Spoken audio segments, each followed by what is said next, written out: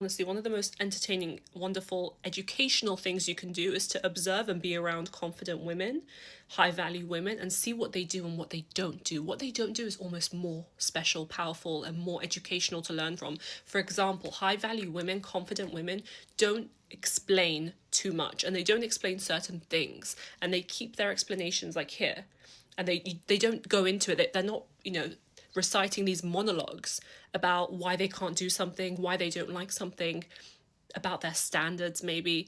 For example, a friend of mine, another person was kind of questioning her standards in dating, and she literally was like, yeah, but it's just what I like. She was just explaining some of the things that she wants, like ambition and drive in her partner, her ideal partner.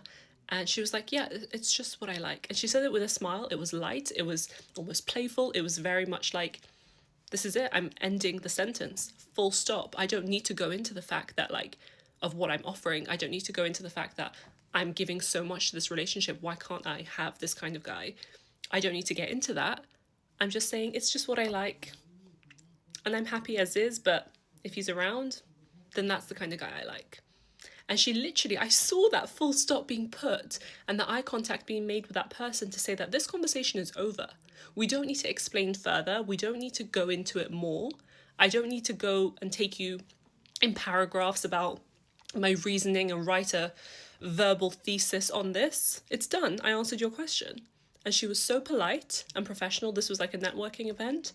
And the guy was like, oh, okay. Like, couldn't say anything else. You don't need to over explain. And I think the more words that you let leak out of your mouth, the lower your power. And I know people are like, oh, everyone has power. No, you need to learn certain ways. And I need to learn certain ways. I need to be around these women more about how you're literally setting boundaries in the most calm, collected, high value way. You're not screaming and shouting and being like, this is my answer. No, you're saying less, but your words are saying more, if that makes sense.